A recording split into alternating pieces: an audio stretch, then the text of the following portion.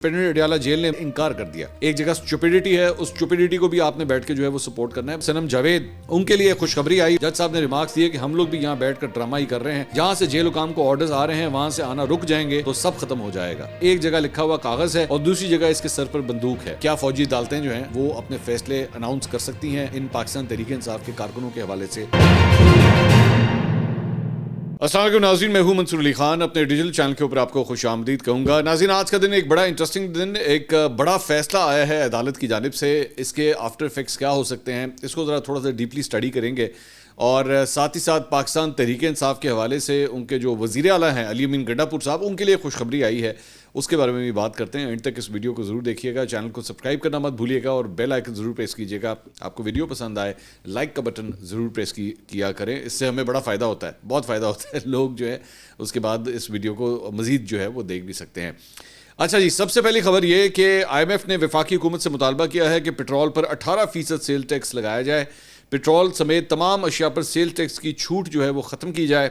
IMF की जानिब से मुतालबा किया गया है कि वफाकी हुकूमत पेट्रोल पर 60 रुपये लेवी के साथ सेल टैक्स भी लगाए, सेल टैक्स की छूट ख़त्म करके टैक्स आमदनी जो है वो बढ़ाई जाए। तो ये जनाब मुतालबा है। इसका मतलब है कि अब पेट्रोल जो है इसकी वजह से मज़ीद भी महंगा हो सकता है। तो देखते हैं इस पर क्या डेवलपमेंट होती है। इसके अलावा कल जो है वो 23 मार्च है और मैं नहीं जानता है वीडियो आप कब देख रहे हैं, लेकिन 23 मार्च को जो है वो मुख्तलिफ अवार्ड्स जो हैं वो दिए जाएंगे और हर साल वो दिए जाते हैं। तो तमगा इम्तियाज़ के हवाले से एक नई कंट्रोवर्सी जो है वो सामने आई है और वो कंट्रोवर्सी इस तरह है कि अदाकार और डायरेक्टर सरमद खुसट, बड़े मशहूर पाकिस्तान का एक बहुत बड़ा नाम है, उन्होंने सोशल मीडिया के ऊपर एक पोस्ट लगाई है और उन्होंने कहा है कि उनका नाम जो है वो 14 अगस्त 2023 को तमगा इम्तियाज़ पाने वालों की फहरिस्त से जो है वो निकाल दिया गया है और 23 मार्च को उनको ये तमगा एक्चुअली मिलना था। लेकिन अब उन्होंने पोस्ट किया है कि जी जो नई लिस्ट आई है उसमें से उनका नाम जो है वो निकाल दिया गया है। तो सरमद खुसर ने तमगा इम्तियाज़ पाने वालों के नाम एक फहरिस्त शेयर करते हुए कहा है कि जिन लोगों ने मुझे गुज़िश्ता साल मुबारकबाद दी थी वो बराए मेहरबानी अपनी मुबारकबाद वापस ले लेंगे, क्योंकि पता नहीं क्यों मेरा नाम जो है वो निकाल दिया गया है। उन्होंने कहा कि गुज़िश्ता साल अगस्त में यौम आज़ादी के मौके पर मुख्तलिफ शोबों में नुमाया खिदमात अंजाम देने वाले 304 पाकिस्तानियों और गैर मुल्कियों को एजाज़ात के लिए मुंतखब किया गया था। उस वक्त इनका नाम उसके अंदर शामिल था, लेकिन 14 अगस्त 2023 से लेके 23 मार्च 2024 के दरमियान ऐसा कुछ हुआ है कि बैठे बैठाए उनका नाम जो है वो निकाल दिया गया है। वाई दिस हैज़ हैपेंड, और अगर तो ये वाकई हुआ है और कल अगर उनको नहीं मिलता जबकि पहले उनका नाम जो है वो अनाउंस हो चुका था और लिस्ट में शामिल था, this would be very shocking and embarrassing. क्योंकि सरमद खुसट जो है ज़हन में रखिएगा कि सिर्फ और सिर्फ एक ब्रिलियंट मतलब एक्टर और प्रोड्यूसर डायरेक्टर सिर्फ यहाँ पे नहीं है, बल्कि पूरी दुनिया में जो है वो उनका नाम जो है वो उनके नाम का डंका बजता है। तो मेरे लिए तो बड़ी अफसोसनाक बात इस वजह से भी है, आई वांट टू से दिस, क्योंकि सरमद जो है वो मेरे क्लास फेलो भी रह चुके हैं। हमने कई साल इकट्ठे पढ़ाई एक ही क्लास में हमने की है, तो जारी बात है अगर वो मेरा दोस्त है और उसके साथ ज़्यादती हो रही है तो I need to raise my voice for him. अच्छा जी, इसके अलावा अब आ जाएं उस बड़े फैसले की तरफ जो कि मेरी नज़र में उसके बड़े रिप्रिकॉशंस जो हैं वो हो सकते हैं। हुआ ये है कि सुप्रीम कोर्ट ने शौकत अजीज़ सिद्दीकी साहब उनकी बरतरफी का नोटिफिकेशन कलअदम करार देते हुए उन्हें इस्लामाबाद हाई कोर्ट का रिटायर्ड जज करार दे दिया है। तो बेसिकली शौकत अजीज़ सिद्दीकी साहब के बारे में थोड़ा सा मैं आपको पहले बैकग्राउंड बता दूं। 21 जुलाई 2018 को डिस्ट्रिक्ट बार एसोसिएशन रावलपिंडी में एक तकरीर के दौरान जो है वो जज साहब के ऊपर ये इल्ज़ाम था कि नामुनासिब रवैया इख्तियार करने पर आइन के आर्टिकल 209 के तहत सुप्रीम जुडिशल काउंसिल की सिफारिशात पर जुडिशल ऑफिस ने उन्हें हटा दिया था। और बाद में शौकत अजीज़ सिद्दीकी साहब ने मामले को सुप्रीम कोर्ट में चैलेंज किया था और एक दरख्वास्त दायर की थी। इस पर इब्तिदा में रजिस्ट्रार ऑफिस की जानिब से एतराज़ात लगाए गए थे। ताहम फरवरी 2019 में सुप्रीम कोर्ट ने रजिस्ट्रार के एतराज़ात ख़त्म करते हुए दरख्वास्त समाअत के लिए मंजूर कर ली थी, जिसके बाद उनकी अपील पर समाअत जो है वो ताख़ीर का शिकार होती रही, जिस पर उन्होंने चीफ जस्टिस पाकिस्तान को मुख्तलिफ खतूत लिखे थे जिनमें केस की समाअत जल्द मुकर्रर करने की इस्तदा की गई थी। नवंबर 2020 के इख्तिताम पर उन्होंने उस वक्त के चीफ जस्टिस पाकिस्तान के नाम भी एक ख़त लिखा था, जो बज़ाहिर उनका तीसरा ऐसा ख़त था जिसमें केस की जल्द समाअत की इस्तदा की गई थी। बेसिकली इन्होंने जो तकरीर की थी उस वक्त जो है वो ISI के ऊपर और इंटेलिजेंस इदारों के ऊपर जो है उन्होंने नुक्ताचीनी की थी और अपने चंद इंटरव्यूज़ के अंदर भी वो जनरल फैज़ का भी नाम लेते रहे। एक इल्ज़ाम उन्होंने ये भी लगाया कि जनरल फैज़ जो है वो मेरे पास घर आए थे और मेरे ऊपर उन्होंने प्रेशर डालने की कोशिश की थी और اس طرح کے الزامات جو ہیں وہ شوکت عزیز صدیقی صاحب نے لگائے. تو جب ان کو ہٹایا گیا تھا تب سے لے کر اب تک وہ اپنے آپ کو ری انسٹیٹ کروانے کی کوشش کرتے رہے, لیکن وہ ری انسٹیٹ اس لیے نہیں ہو رہے تھے کیونکہ ان کا کیس ہی نہیں لگ رہا تھا. اور مختلف چیف جسٹس, جس میں مطلب عمرتا بندیال صاحب بھی شامل تھے اور دیگر جتنے بھی سابقہ چیف جسٹسز رہے ہیں, انہوں نے اس 2018 سے لے کر اب تک انہوں نے اس کیس کو جو ہے وہ لگایا ہی نہیں. ایون دو مطلب کیس جو ہے وہ فائل بھی ہو رہا تھا, جبکہ ایک بردر جج کے طور پہ مطلب ان کو بھی جو ہے وہ مرات ملنی چاہیے تھی اور وہ ان کی سنوائی جو ہے وہ ہونی چاہیے تھی, لیکن ایسا نہیں ہوا کیونکہ ظاہری بات ہے ان کے اوپر جو الزام تھا وہ یہ تھا کہ جناب انہوں نے انٹیلیجنس اداروں کے اوپر جو ہے اتنے سنگین الزامات جو ہے وہ کس طرح لگا دیے. تو وہ در در کی ٹھوکریں کھاتے رہے, مختلف جگہوں پہ انٹرویوز دیتے رہے, اور اب جا کے الٹیمیٹلی ان کا جو نام ہے وہ کلیئر ہوا ہے. اور ان کو جو ہے وہ ری انسٹیٹ تو اس لیے نہیں کیا جا سکتا کیونکہ ریٹائرمنٹ کی ایج بھی جو ہے وہ یہ اب کراس کر چکے ہیں. تو سپریم کورٹ نے یہ فیصلہ دیا ہے اور چیف جسٹس قاضی فائز صاحب نے 23 صفحات کا یہ تحریری فیصلہ دیا ہے, جس کے مطابق شوکت عزیز صدیقی بطور ریٹائرڈ جج پینشن سمیت تمام مراد کے جو ہے وہ حقدار قرار دیے جائیں گے. اور سپریم کورٹ نے جج صاحب کے خلاف سپریم جوڈیشل کونسل کی سفارش بھی کالعدم قرار دے دی ہے. سپریم کورٹ نے فیصلے میں تسلیم کیا ہے کہ بدقسمتی سے شوکت عزیز صدیقی کے مقدمے کے فیصلے میں تاخیر ہوئی, جس کی وجہ سے شوکت عزیز صدیقی ریٹائرمنٹ کی عمر تک پہنچ گئے. اس کے لیے ریٹائرمنٹ عمر کی وجہ سے اب انہیں بطور جج بحال نہیں کیا جا سکتا. سپریم کورٹ کے 5 رکنی لارجر بینچ نے 23 جنوری کو جو ہے وہ یہ فیصلہ محفوظ کیا تھا اور اب جا کے یہ فیصلہ جو ہے وہ سنایا گیا ہے. اچھا, اب اس میں امپورٹنٹ بات کیا ہے؟ امپورٹنٹ بات یہ ہے کہ جب شوکت عزیز صدیقی صاحب کے ساتھ یہ سب کچھ ہوا تھا ان دنوں جو ہے وہ عمران خان صاحب کا اور وہ جو سیم پیج جنرل فیض والا سیم پیج تھا یہ تب چل رہا تھا. اور جب ان کو ہٹایا گیا تھا تو مجھے آج بھی یاد ہے کہ جتنا لونڈا لپاڑا تھا پی ٹی آئی کا وہ ان کی برطرفی کو جسٹیفائی کرتا تھا. اور کیونکہ ظاہری بات ہے تمام لونڈے لپاڑے بھی اس وقت سیم پیج کے اوپر تھے اسٹیبلشمنٹ کے ساتھ, تو اس وقت وہ اس کو جسٹیفائی کرتے تھے کہ اگر ان کو ہٹایا گیا تو بالکل صحیح ہٹایا گیا, ایسے ہی ہٹایا جانا چاہیے تھا, اور یہ آپ کر نہیں سکتے, یہ آپ اس طرح کے الزامات کس طرح لگا سکتے ہیں. اور انہوں نے بڑا مطلب اس نیریٹو کو جو ہے وہ سپورٹ کیا تھا. لیکن آج ظاہری بات ہے ان کو کئی سالوں کے بعد جو ہے وہ اب ری انسٹیٹ کر دیا گیا ہے. لونڈے لپاڑے میرے خیال میں منہ چھپاتے پھریں گے اور کیا ہو سکتا ہے, اور اس کے علاوہ تو وہ کچھ کر نہیں سکتے. تو کئی سال لگ گئے اس ساری چیز کو, لیکن الٹیمیٹلی اب جا کے ان کو جو ہے یہ انصاف ملا. اگر اب آپ اندازہ کیجئے کہ پاکستان میں ایک جج کو انصاف حاصل کرنے میں اتنی دیر لگ جائے تو ایک عام پاکستانی کا کیا حال ہوتا ہوگا. وہ تو کئی سال جو ہے در بدر کی ٹھوکریں کھاتا رہتا ہے, کبھی ایک عدالت سے دوسری عدالت, دوسری سے تیسری عدالت. یہاں پہ لوگوں کے کیسز کا فیصلہ تب ہوتا ہے جب ان کو 20 25 سال ہو چکے ہوتے ہیں یہ دنیا چھوڑے ہوئے.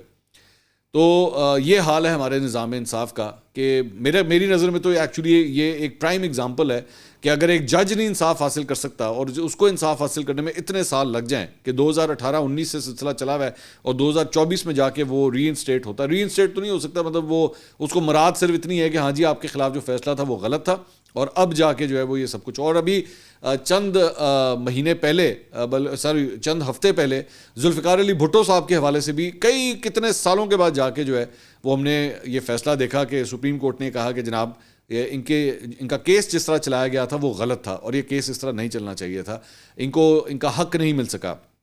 تو ہمارے نظام انصاف کے اندر کتنی بڑی پرابلمز ہیں اس سے آپ اندازہ لگا سکتے ہیں. اچھا جی, اس کے علاوہ لاہور ہائی کورٹ میں پارلیمنٹ میں تاحیات نااہلی کی مدت کو 5 سال کرنے کے خلاف درخواست پر سماعت ہوئی. جسٹس شاہد بلال حسن نے اظہر صدیق ایڈوکیٹ کی درخواست پر محفوظ فیصلہ سنایا. وفاقی حکومت کے وکیل نے دوران سماعت درخواستوں کی مخالفت کی تھی. درخواست گزار کے مطابق پارلیمنٹ نے تاحیات نااہلی کے قانون کو 5 سال کر کے ترمیم کی, لیکن رولز کے مطابق تاحیات نااہلی کے قانون میں پارلیمنٹ مخصوص ممبران کے ذریعے ترمیم نہیں کر سکتی. درخواست میں استدعا کی گئی کہ عدالت 5 سال نااہلی کی مدت مقرر کرنے کے قانون کو کالعدم قرار دے. عدالت نے پارلیمنٹ میں تاحیات نااہلی کی مدت کو 5 سال کرنے کے خلاف درخواست جو ہے وہ خارج کر دی. تو اظہر صدیق صاحب جو ہیں ظاہری بات آپ جانتے ہیں ان کا تعلق پاکستان تحریک انصاف سے ہے. عمران خان صاحب اور پی ٹی آئی کے مختلف کیسز جو ہیں وہ کنٹیسٹ کرتے ہیں ہمیشہ. تو یہ ایک قسم کی مطلب پاکستان تحریک انصاف کی ہی ڈیفیٹ ہے کہ وہ یہ اس قانون کو رکوانے کی کوشش کر رہے تھے لیکن وہ نہیں رک سکا. فواد چودھری صاحب عدالت کے اندر آج آئے تھے, ان کو پیش کیا گیا. فواد چودھری کی جو ہے وہ اپنی بیگم ہبہ فواد اور اپنی بیٹیوں سے ان کی وہیں پہ کورٹ روم کے باہر ملاقات ہوئی. فواد چودھری نے اپنی بیٹیوں سے ملتے ہوئے پوچھا کہ آج آپ لوگ اسکول نہیں گئے؟ تو بڑی بیٹی نے کہا نہیں آج چھٹی تھی بابا, کل بھی چھٹی ہے. تو اس کے بعد فواد چودھری جو ہے چھوٹی بیٹی کو انہوں نے گود میں اٹھایا اور اٹھا کے جو ہے وہ کمرہ عدالت کی طرف لے گئے. اچھا جی، اس کے علاوہ تحریک انصاف نے، دنیا نیوز نے خبر دی ہے کہ تحریک انصاف نے وفاداریاں تبدیل کرنے والوں کے خلاف ایک بڑا فیصلہ کر لیا ہے۔ پاکستان تحریک انصاف نے قومی اور صوبائی اسمبلی کے 20 سے زائد ارکان کے خلاف ریفرنس دائر کرنے کا اعلان کر دیا ہے، اور ریفرنس متعلقہ اسمبلیوں کے اسپیکرز کو جو ہے وہ بھیجے جائیں گے۔ پنجاب اسمبلی میں نامزد اپوزیشن لیڈر ملک احمد خان بھچر نے کہا کہ اسپیکر نے ریفرنس آگے نہ بھیجے تو عدلیہ سے رجوع کیا جائے گا۔ انکوائری شروع کر دی ہے، وفاداریاں بدلنے والوں کو بے نقاب کریں گے۔ آئین کے آرٹیکل 62 اور 63 کے مطابق وفاداریاں بدلنے والے اسمبلی رکنیت رکھنے کے اہل نہیں ہیں۔ مجھے لگتا ہے، میں صرف ایک قانونی پوائنٹ آف ویو سے جو ہے وہ ایک رائے دے رہا ہوں، مجھے لگتا ہے یہ کیس جو ہے وہ بڑا کمزور ہوگا۔ اس کی وجہ یہ کہ دو چیزیں ہیں، ایک تو یہ تمام افراد جو ہیں انہوں نے آزاد حیثیت میں الیکشن لڑا، اور دوسری بات یہ کہ سنی اتحاد کونسل کا بطور ایک پارلیمانی جماعت جو سٹیٹس ہے، اسے الیکشن کمیشن آف پاکستان نے کیونکہ ایکسیپٹ نہیں کیا، اور آگے ان کو مخصوص نشستیں بھی نہیں ملی، اس لیے یہی بات سامنے آ رہی تھی کہ جناب موسٹ پرابلی یہ ارکان جو ہیں وہ سارے آزاد ہو جائیں گے، اور جتنے آلریڈی جا چکے ہیں، ڈر اس بات کا ہے کہ یہ ایکچولی تعداد مزید بڑھ سکتی ہے۔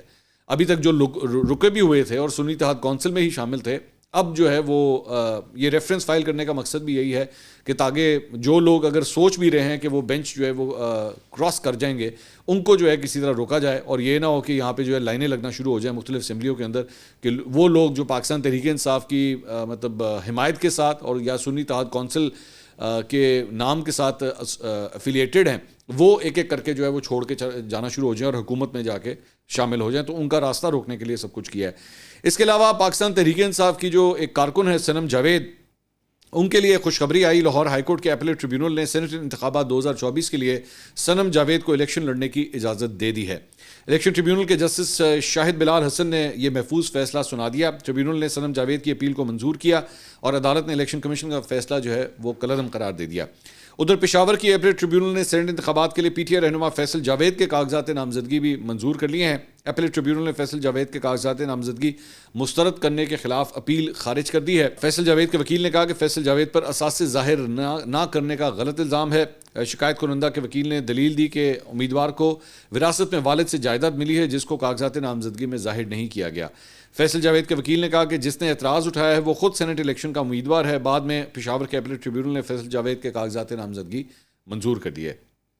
اس کے علاوہ جو ایک خوشخبری آئی وہ آئی علی امین گنڈاپور صاحب کے لیے۔ وزیر اعلیٰ خیبر پختونخوا علی امین گنڈاپور اپنے وکلاء کے ہمراہ اسلام آباد کی انسداد دہشت گردی عدالت میں پیش ہوئے، جہاں انہوں نے جوڈیشل کمپلیکس توڑ پھوڑ کیس میں ضمانت قبل از گرفتاری کی درخواست دی۔ عدالت میں سماعت کے دوران علی امین کے وکیل راجہ ظہور نے دلائل دیتے ہوئے کہا کہ علی امین گنڈاپور ایف آئی آر میں نامزد ہیں، مگر ان کا کردار کوئی نہیں ہے، وہ موقع پر موجود ہی نہیں تھے، ان کے خلاف 50 ایف آئی آر درج ہوئیں، ان کو عدالت تک پہنچنے بھی نہیں دیا جاتا تھا۔ عدالت نے وکیل صفائی کے دلائل سننے کے بعد 50,000 روپے کے ضمانتی مچلقے جمع کرانے کا حکم دیتے ہوئے 17 اپریل تک عبوری ضمانت جو ہے وہ منظور کر لی۔ تو یہ بیسکلی علی امین گنڈاپور صاحب جو ہیں ان کے خلاف جو ہے وارنٹ گرفتاری جاری ہو گئے تھے، لیکن اب انہیں ضمانت جو قبل از گرفتاری جو ہے وہ مل گئی ہے۔ بعد میں میڈیا سے گفتگو کرتے ہوئے علی امین گنڈاپور نے کہا کہ جی سائفر سے متعلق ڈونلڈ لو کے بیان کی سفیر نے تصدیق کی تھی، غیرت مند پاکستانی کے گھر میں مداخلت بھی ہو تو سازش ہے۔ اسد مجید کو بلا کر پوچھا جائے کہ بات چیت نہیں ہوئی تو سائفر کس نے بھیجا؟ ڈونلڈ لو سچ اگر بول رہے ہیں تو سائفر تھا کیا؟ سائفر اگر تھا ہی نہیں تو عمران خان کو سزا کیوں دی گئی؟ ملک کے اندر کسی کی مداخلت برداشت نہیں کریں گے، ملک کے ساتھ جو تجربہ کیا گیا اس نے عوام کو نقصان پہنچایا۔ عمران خان کبھی ڈیل نہیں کریں گے، البتہ انہوں نے ہمیشہ کہا کہ پاکستان کے لیے وہ بات چیت کے لیے تیار ہیں۔ خیبر پختونخوا میں عوام کے مسائل حل کر رہے ہیں، وفاق نے پیسے دینے ہیں، یہ خیبر پختونخوا کا حق ہے۔ الیکشن میں تاریخ کی بدترین دھاندلی ہوئی، پی ٹی آئی کی 180 سیٹیں چوری ہوئیں، عوام کی سپورٹ حکومت کے ساتھ نہیں ہے، یہ کیا ڈیلیور کریں گے؟ تو بھائی جان اگر یہ ڈیلیور نہیں کریں گے تو آپ کیا کرنے گئے تھے ایس آئی ایف سی میں؟ آپ بھی نہ چاہتے اگر انہوں نے نہیں ڈیلیور کرنا تو، لیکن آپ بھی جانتے ہیں، میں بھی جانتا ہوں کہ کیا وجہ تھی کہ آپ ایس آئی ایف سی وہاں پہ گئے تھے۔ وزیر اعظم شہباز شریف سے ملاقات کے دوران فارم 45 اور فارم 47 پر گفتگو سے متعلق سوال پر علی امین گنڈاپور کا کہنا تھا کہ وزیر اعظم خود فارم 47 والے ہیں، میں ان سے کیا بات کروں، ان کی حکومت ہی چوری کے مینڈیٹ سے بنی ہوئی ہے۔ اچھا آگے چلتے ہیں جی۔ اس کے علاوہ شیر افضل مروت صاحب نے جو ہے وہ اسلام آباد ہائی کورٹ کے باہر میڈیا سے گفتگو کی۔ انہوں نے کہا علی امین گنڈاپور کا بیان وہ جو رشوت مانگنے والے کے سر پہ اینٹ مارنے کا تھا، انہوں نے کہا جی علی امین گنڈاپور کا بیان دراصل رشوت خوروں کو ڈرانے کے لیے تھا۔ علی امین گنڈاپور سرکاری ملازمین کو تنبیہ کر رہے ہیں کہ رشوت لینے کے چکر میں کہیں لوگوں سے مار نہ کھائیں۔ مطلب حد ہوتی ہے. ایک جگہ اسٹوپیڈیٹی ہے, اس اسٹوپیڈیٹی کو بھی آپ نے بیٹھ کے جو ہے وہ سپورٹ کرنا ہے. بہتر ہے بندہ چپ ہو جائے, منہ بند کر لے کہ نہیں یار یہ غلط ہو گیا, یہ نہیں کہنا چاہیے تھا. لیکن آپ نے صرف اس لیے کیونکہ پارٹی لائن ملتی ہے, اور علی امین گنڈا پور جو ہیں آپس میں وہ اور شیر افضل مروت جو ہیں وہ کیمسٹری آپس میں کافی ملتی ہے, ذہنیت بھی کافی ملتی ہے آپس میں, تو اسی وجہ سے ان کے غلط بیان کو بھی جو ہے وہ سپورٹ کرنا بہت ضروری ہے شیر افضل مروت صاحب کے لیے. اچھا جی, اس کے علاوہ اسلام آباد ہائی کورٹ میں عدالتی احکامات کے باوجود عمران خان سے ملاقات نہ کرانے پر توہین عدالت درخواستوں پر سماعت ہوئی.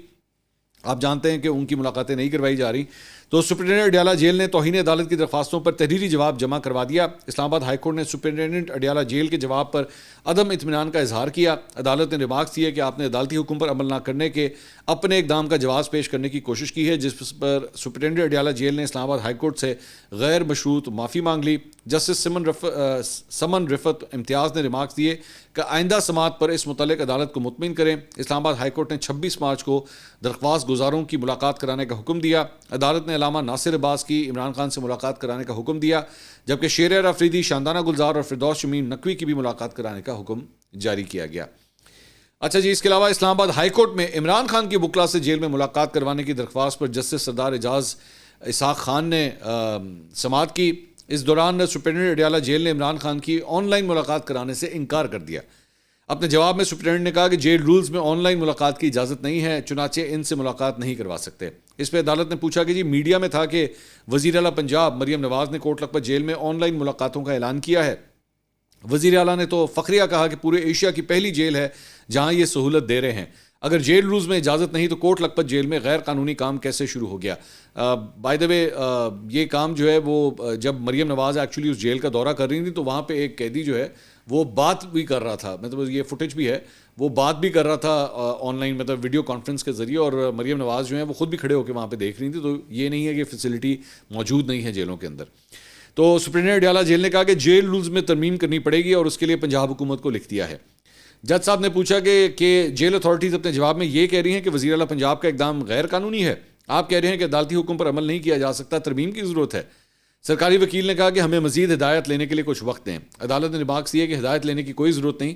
سپرنٹینڈنٹ جیل کہہ رہے ہیں کہ رولز اجازت نہیں دیتے. ایک ہی حکومت ایک جیل میں ترمیم کے بغیر آن لائن میٹنگ سے منع کیا, جبکہ دوسری میں خود فخریہ وہی کیا. عدالتی معاون زینب جنجوعہ نے عدالت کو آگاہ کیا کہ سپرنٹینڈنٹ اڈیالہ جیل کا موقف پنجاب حکومت کے موقف سے متضاد نہیں ہونا چاہیے, وہ ان کے ماتحت افسر ہیں. شیر افضل مروت یہاں پہ وکیل تھے, انہوں نے کہا کہ کوٹ لکھپت میں فخریہ اعلان کیا گیا لیکن یہاں عدالت سے چھپن چھپائی کھیل رہے ہیں. جج صاحب نے کہا کہ ہم نے اس نقطے کو جلد ہی طے کرنا ہے, زیادہ وقت نہیں ہے. سوال اب یہ ہے کہ جیل ملاقات میں سیاسی گفتگو ہو سکتی ہے یا نہیں.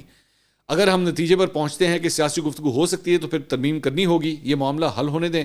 آن لائن میٹنگ کو اب روکا نہیں جا سکتا ہے. اگر یہ کہیں گے کہ آن لائن نہیں کروا سکتے تو پھر پوری دنیا میں مذاق اڑے گا. شیر افضل مروت نے بتایا کہ ہمیں اڈیالہ جیل سے 1.5 کلومیٹر پہلے روک کر پیدل بھیجا جاتا ہے. جج صاحب نے ریمارکس دیے کہ ہم لوگ بھی یہاں بیٹھ کر ڈرامہ ہی کر رہے ہیں. سب کو پتہ ہے یہ سب کیا ہو رہا ہے. جہاں سے جیل حکام کو آرڈرز آ رہے ہیں وہاں سے آنا رک جائیں گے تو سب ختم ہو جائے گا. اب آپ خود ڈیکوڈ کیجئے کہ جج صاحب کہاں کی بات کر رہے ہیں. ملک میں 200 سینئر سول افسر غیر قانونی حکم ماننے سے انکار کر دیں تو نظام ٹھیک ہو جائے گا. 200 افسر ایک ساتھ یہ کر لیں تو یہ سلسلہ رک جائے گا. شیر افضل مروت نے کہا کہ عدالت اگر 200 سول سرونٹس کو جیل بھیج دیں تو بھی بہتری آ سکتی ہے. اس پہ جج صاحب نے کہا کہ ایک جگہ لکھا ہوا کاغذ ہے اور دوسری جگہ اس کے سر پر بندوق ہے.